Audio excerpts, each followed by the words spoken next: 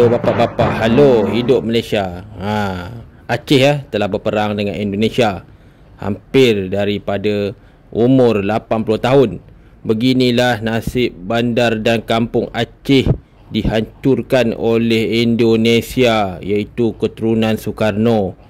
Jika kita lihat, jika Sultan Iskandar hidup, dia akan hentak gendang dan membubarkan Indonesia, kerana orang Aceh pada zaman dulu adalah sebuah negara merdeka dan mereka mempunyai empire. Pada zaman dulu, wilayah hijau inilah yang bantu Aceh vs bangsa penjajah seperti Portugis, Belanda dan juga kuasa-kuasa barat. Jika pakatan ini berpecah, maka berlakulah pada tahun 1511 Endon Dash telah bersekutu bersama Belanda. Tahun 1590 Aceh berperang dengan Portugis Siam. Aceh juga menolong kerajaan Melaka, tapi malangnya Portugis lebih kuat. Hampir 100 hingga 200 tahunlah Aceh menggantikan Melaka.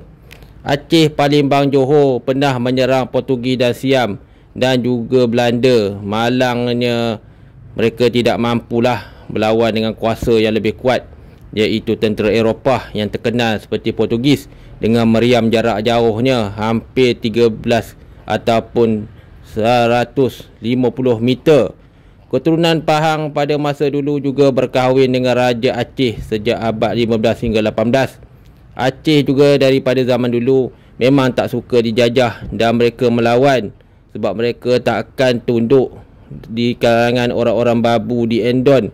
Jika kita lihat, Indonesia telah mengambil Aceh di atas penipuan.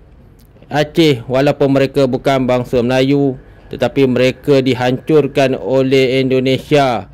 Indonesia bukan saja menghancurkan Papua, Sumatera dan Kalimantan, malah menghancurkan pegangan dan juga kepercayaan orang-orang tempatan kepada Islam.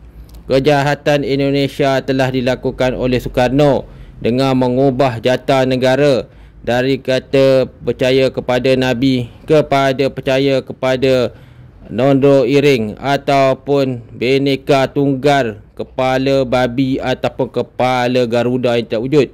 Indonesia semasa Aceh dilanda banjir, Indonesia tak ada wang, ditipu-tipunya hampir 4 minggu dan akhirnya ramai orang Aceh mati kebeluran dan tertimbun di bawah tanah.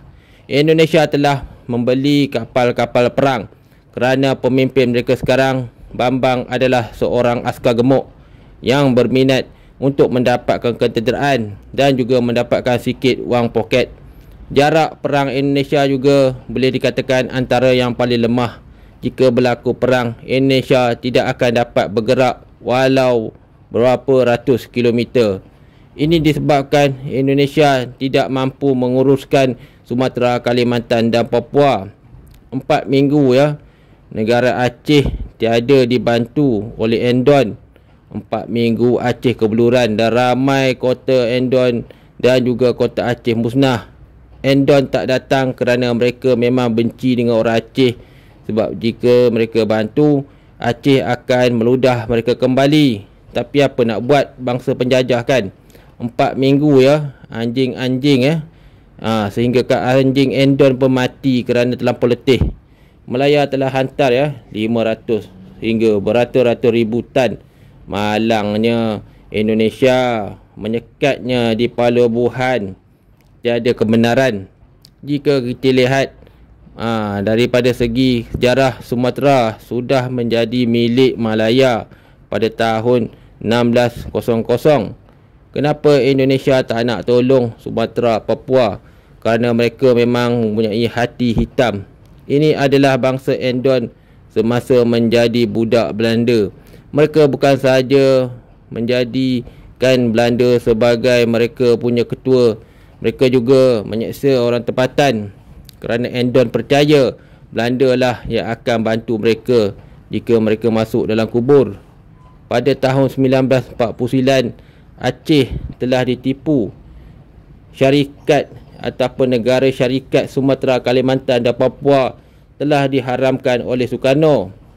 Indonesia kalau nak tahu, membayar hutang menggunakan kapal ataupun duit Aceh Selain itu, mereka pada masa sekarang menggunakan duit dan mata wang Aceh untuk mendapatkan senjata-senjata untuk menjadikan Java Dash kuat. Jika kita lihat Indonesia ya, dia menganggap macam mereka ni lah yang paling kuat di Nusantara.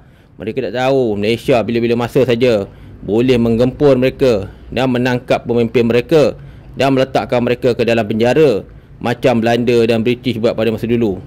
Moyang Indonesia dan Belanda sangat suka perang dengan Aceh kerana Aceh melawan. Mereka sudah ketagih lah berperang dengan orang Aceh kerana Aceh tiada tawanan, semuanya ditembak mati. Bila ketagihan ini berlaku, pasukan Endon yang dipimpin oleh orang Endon Dash terkejutlah. Nenek moyang Indonesia daripada dulu telah menanam dendam untuk tidak membantu Sumatera, Kalimantan, Papua untuk maju. Aceh vs Endon ini adalah dendam, seperti dendam orang Melayu terhadap orang Endon.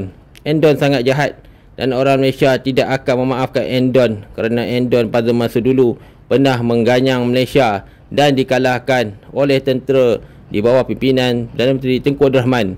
Endon takkan tolong membantu Aceh Sumatera kerana Endon mahukan bangsa-bangsa lain tunduk di bawah Endon Dash. Endon Dash sekarang ini mempunyai dua kaum hybrid, iaitu Bangladesh dan juga Nepal Dash. Aceh pernah menjual Endon sebagai babu. Sebab itulah Endon sangat marah dengan orang Sumatera.